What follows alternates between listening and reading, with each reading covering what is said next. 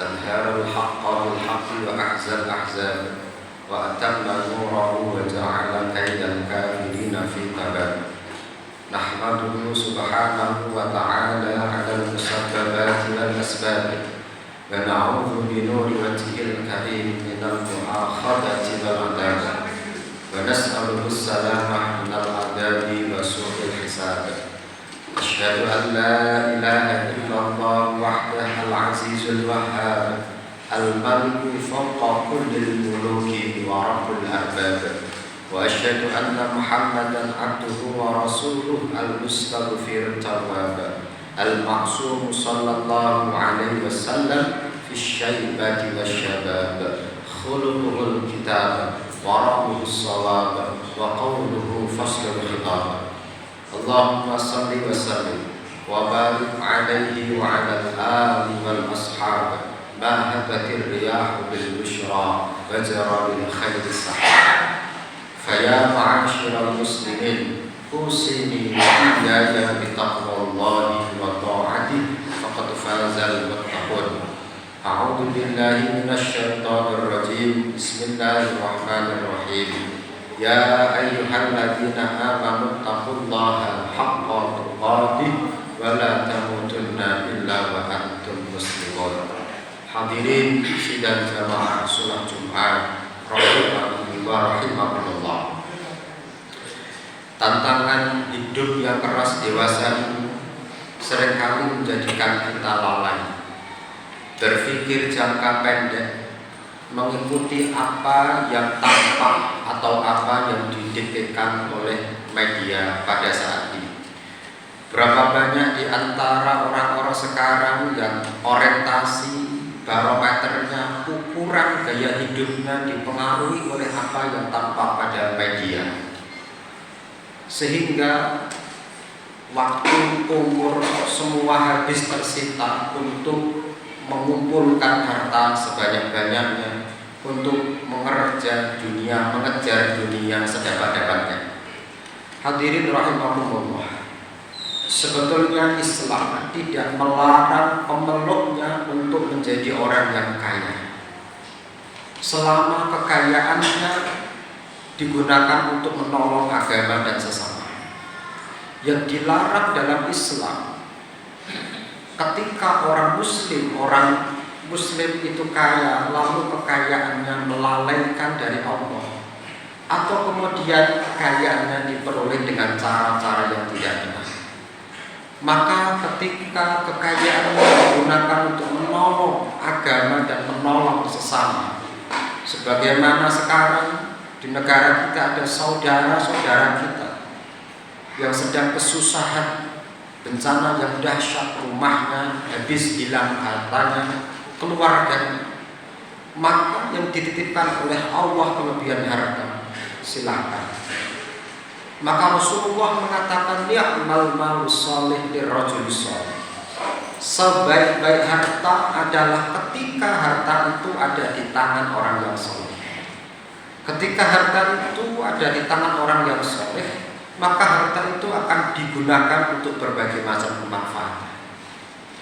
Tetapi hadirin rahimakumullah, nampaknya kesibukan untuk mencari atau mengumpulkan harta dan dunia seringkali atau kadang-kala menjadikan hati kita itu keras, sulit khusyuk, bahkan mungkin sulit berhusnudzon kepada ketetapan Allah.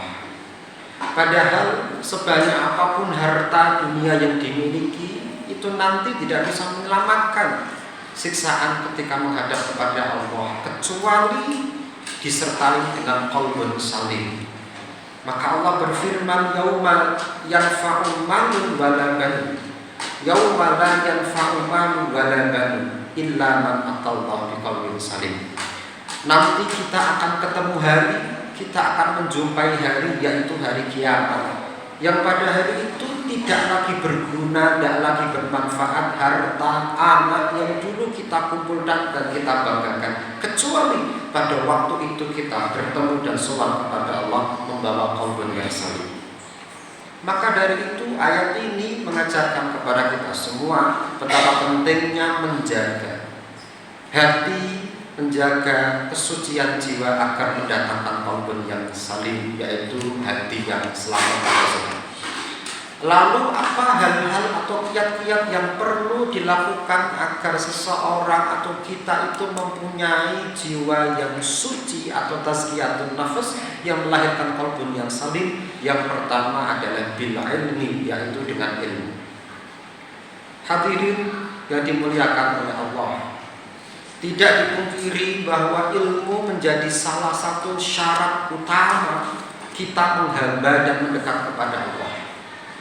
Kita ingin mendekat kepada Allah lewat sholat, maka kita harus tahu persis tata cara ilmu sholat yang baik dan benar.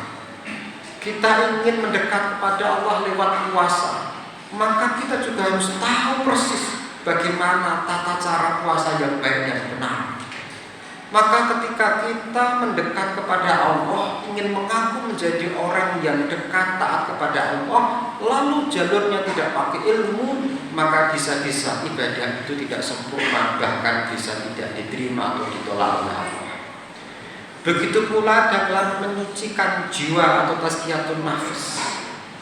Dengan ilmu itu, nanti ilmu itu akan menjadi pedoman bagi kita. Apa hal-hal yang bisa mengotori jiwa? Apa hal-hal yang bisa menjadikan jiwa itu mati atau bahkan tidak bisa merespon apapun pesan-pesan dari Allah? Di antara ilmu yang diajarkan adalah penyucian jiwa atau tazkiyatun nafs itu harus berangkat dari akidah yang benar. Ketika berbicara penyucian jiwa, maka akidah harus dibenarkan. Bagaimana orang bisa akidahnya benar? Maka tentu belajar kepada para ulama-ulama yang berpegang kepada Ahlussunnah wal Jamaah untuk memiliki akidah yang benar agar kemudian jiwanya suci. Yang kedua, hadirin rahimakumullah, kiat yang kedua adalah meningkatkan ketaatan dan menjauhi kemaksiatan. Hal kedua adalah meningkatkan ketaatan dengan mengerjakan apa-apa yang diperintahkan oleh Allah dan meninggalkan apa-apa yang dilarang oleh Allah. Karena ketika kita mengerjakan apa yang diperintahkan Allah dan menjauhi larangan Allah, akan menjadikan hati kita bersih, cemerlang. Sebaliknya, ketika kita mengerjakan larangan Allah dan meninggalkan perintah Allah, ini akan menjadikan hati kotor, hati gelap, hati ternoda, bahkan bisa tidak bisa dipakai untuk bercermin apa. Ketika berbicara penyucian jiwa, maka tidak bisa dilepaskan dari dosa atau maksiat. Maka dari itu Rasulullah SAW mengingatkan kepada kita, innal mu'min idza atnaba dzamba. Seorang mukmin itu kalau berbuat satu dosa, maka kanat sauda fi qalbihi. Dia seperti menorehkan noda hitam di dalam hatinya. Satu dosa, satu maksiat, sama seperti kita menorehkan noda hitam di dalam hati kita. Tapi fa'in taba wa naza'a wastaghfar. Ketika kita bertaubat, lalu kita beristighfar dan kita lepas dosa ini, tidak kita ulangi lagi, maka sukilah qalbu, hati kita menjadi cemerlang, bersih kembali. Tapi ketika wa'in ada kita kembali mengulangi dosa itu, maka itulah yang disebut dengan ro'in atau rona. Dalam ayat Allah, kalla bal rona ala qulubihim ma kanu yaksibun. Itulah yang disebut dengan noda, yang disebut dengan rona, yang akan menutupi hati sehingga tidak bisa dipakai untuk bercermin kebaikan sama sekali. Maka dari itu hadirin rahimakumullah, untuk mensukseskan cara yang kedua ini mungkin perlu ditanamkan sifat muraqabah, yaitu sifat atau perasaan selalu senantiasa merasa diawasi oleh Allah. Harapannya ketika kita mau berbuat sesuatu selalu merasa diawasi oleh Allah, maka kita malu untuk mendurhakai Allah. Kita malu untuk berani kepada Allah, padahal Allah Tuhan yang sudah sangat baik memberikan segala kenikmatan kepada kita. Lalu ternyata Tuhan yang maha baik ini kita durhakai dengan kita tentang perintahnya dan kita kerjakan larangannya. Maka sifat muraqabah ini menjadi salah satu yang bisa ditanamkan agar kita selalu senantiasa betul-betul merasa diawasi dimanapun kita lakukan. Kita mau berbuat sendirian atau bersama banyak orang, Allah melihat. Kita mengerjakan itu, kita rahasiakan atau kita tampakkan, Allah melihat. Itulah adalah sifat muraqabah, dan ini adalah derajat penghambaan kepada Allah yang paling tinggi. Dalam bahasa hadis Nabi disebut dengan nama al-ihsan. Setelah iman, Islam, lalu yang ketiga adalah ihsan, yaitu engkau beribadah seakan-akan melihat Allah. Jika engkau tidak bisa, rasakan Allah yang melihatmu dalam setiap gerak-gerik ibadah. Inilah yang melatar belakangi munculnya sifat muraqabah. Hadirin ma'asyiral muslimin rahimakumullah. Lalu yang ketiga, yang ketiga adalah muhasabah atau introspeksi diri. Kita mungkin melihat diri kita ini tidak ada kekurangannya atau mungkin sempurna. Kita lihat diri kita mungkin sempurna atau baik-baik saja karena kita sedang tidak melihat kekurangan yang ada pada kita. Kekurangan itu akan tampak kalau kita sering introspeksi atau sering muhasabah. Maka silahkan secara rutin, secara periodik tentukan momen atau waktu untuk mengadakan muhasabah. Ada sahabat Nabi yang bermuhasabah setiap mau tidur. Ada sahabat Nabi yang bermuhasabah setiap matahari terbenam. Beliau adalah sahabat Nabi yang terkenal dengan nama Ibnu Mas'ud atau nama lengkapnya Abdullah bin Mas'ud. Abdullah bin Mas'ud setiap matahari terbenam, beliau mengatakan, "Ma nadimtu ala syai'in nadmi ala yaumin gharabat syamsuhu naqasa fihi ajali wa lam yazid fihi amali." Sahabat yang mulia ini setiap matahari terbenam itu mengucapkan kalimat muhasabahnya, tidak ada yang paling kusesali setiap atau mengalahkan setiap matahari terbenam, lalu itu pertanda ajalku berkurang sementara amalku tidak bertambah. Jika besok hari Sabtu kita masih bisa hidup, bisa melihat, itu bertanda bahwa jatah umur kita semakin berkurang. Jika Jumat depan kita masih duduk di sini dengan sehat, kita masih jumpa Jumat depan, berarti pertanda jatah umur kita di dunia itu berkurang. Sekarang pertanyaannya, apakah diimbangi dengan amal soleh yang banyak sementara jatah umur kita berkurang? Itu adalah muhasabahnya sahabat Abdullah bin Mas'ud. Padahal amalnya Ibnu Mas'ud itu subhanallah jauh dibanding kita. Rasulullah SAW pernah menyanjungnya ketika beliau dihina, dibuli oleh orang-orang karena beliau itu ketika berdiri seperti panjenengan duduk sekarang. Beliau itu kalau berdiri seperti panjenengan duduk sekarang ini tingginya, kulitnya itu gelap.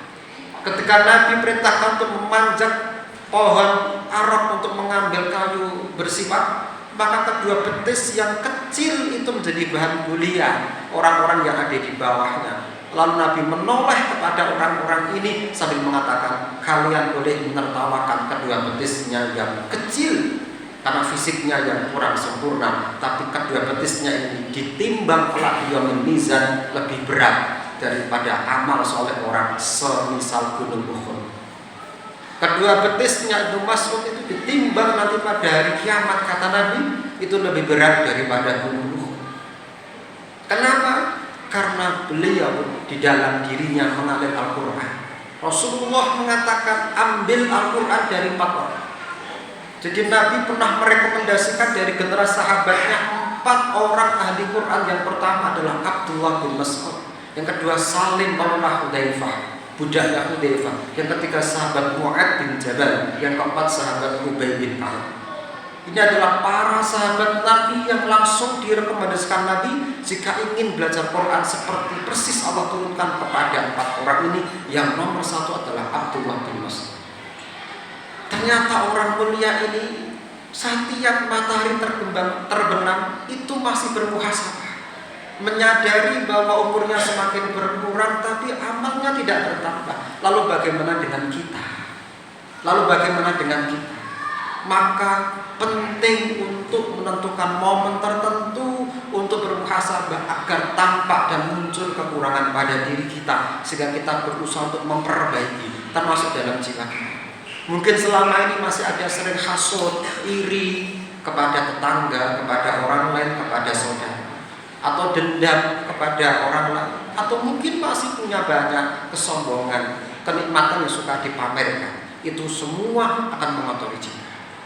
Hadirin rahimakumullah. Lalu yang keempat, yang terakhir adalah doa. Doa adalah hal yang tidak boleh dilupakan dan tidak boleh diremehkan.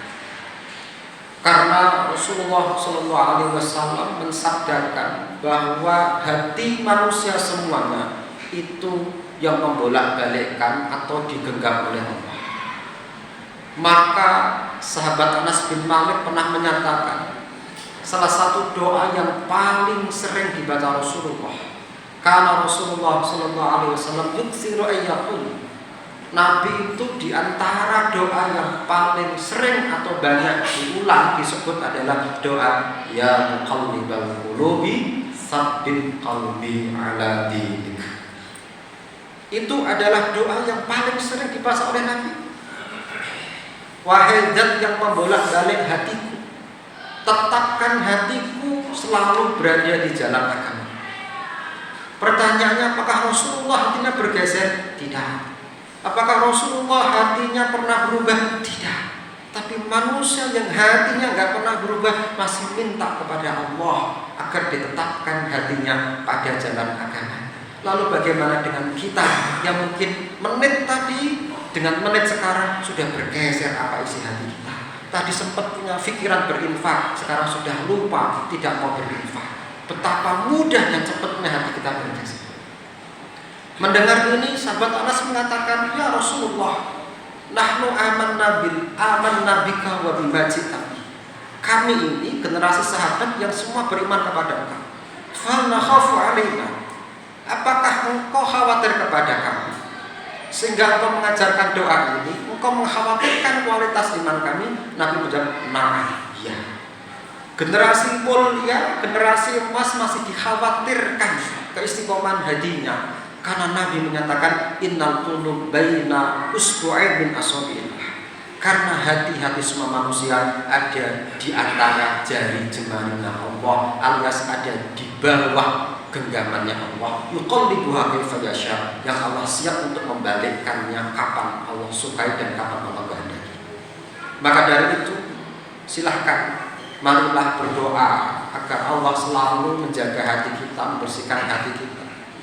Maka dalam bab ini Rasulullah juga pernah mengajarkan satu doa pendek dalam rangka untuk mensucikan jiwa dan membersihkan hati, yaitu doa yang berbunyi Allahumma ati nafsi taqwaha wa zakkiha wa anta khairu man zakkaha. Allahumma ati nafsi, ya Allah, berikanlah jiwaku taqwaha, menjadi jiwa yang bertakwa. Ya Allah, jadikanlah jiwaku ini menjadi jiwa yang bertakwa. Wa zakkiha, dan sucikanlah jiwaku itu.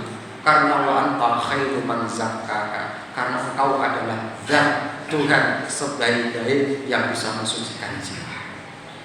Ini adalah doa yang pernah diajarkan Rasulullah secara khusus agar kita bisa menggunakannya dalam rangka minta kepada Allah agar Allah mensucikan hati dan jiwa kita bersama. Mudah-mudahan Allah senantiasa membimbing dan menyadarkan kita untuk tidak hanya perhatian dan pandai untuk merawat jasad dan jasmani kita, tapi juga pandai merawat rohani dan hati kita. Mudah-mudahan Allah memampukan kita untuk bisa mengerjakan 4 kiat atau usaha ini, sehingga nanti pada saatnya Allah memanggil kita dalam keadaan kita membawa jiwa yang bersih, qalbun yang salim. Amin. Allahumma amin. Barakallahu li wa lakum fil Qur'anil azim wa nafa'ani wa iyyakum bima fihi minal ayati wa dzikril hakim. Aqulu qouli hadza wa astaghfiru li wa lakum innahu huwal ghafurur rahim. Allahumma shalli ala sayyidina Muhammad wa ala ali sayyidina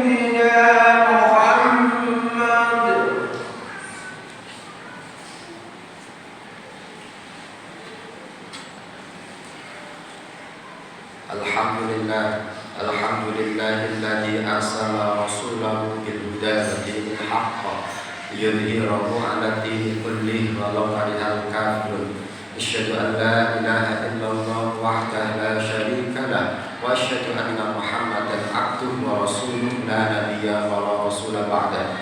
Allahumma shalli wa sallim wa barik 'ala nabiyyina Muhammadin wa 'ala alihi wa ashabihi ajma'in wa man tabi'ahum bi ihsan ila yaumiddin. Ibadallah, ittaqullaha haqqa taqwa. A'udzu billahi minasyaitonir rajim. Ya ayyuhalladzina amanu taqullaha wa qulu qawlan sadida yuslih lakum a'malakum wa yaghfir lakum dhunubakum wa man yuti'illaha wa rasulahu faqad faza fawzan 'azima. Innallaha wa malaikatahu yusholluna 'alan nabi ya ayyuhalladzina amanu shallu 'alaihi wa sallimu taslima. Waradallahu ma'al khulafatir rasyidin wa 'an azwajil ummahatil mu'minin wa 'an sahabati wat tabi'in wa 'anil mu'minina wal mu'minati ila yaumiddin wa 'anna ma'hum bi rahmatika ya arhamar rahimin. Allahumma ighfir lil muslimina wal muslimat wal mu'minina wal mu'minat al ahya'i minhum wal amwat innaka sami'un qaribun mujibud da'wat. Allahumma ya muqallibal qulub tsabbit qulubana 'ala dinika wa ta'atika. Allahumma ati nafsana taqwaha wa zakkiha wa anta khairu man zakkaha. Ya muzilal kitab wa ya fatihal abwab, ya muzilal kitab wa ya fatihal abwab, la ilaha illa anta subhanaka inna kunna minadh dhalimin. Rabbana atina fid dunya hasanah wa fil akhirati hasanah wa qina adzabannar.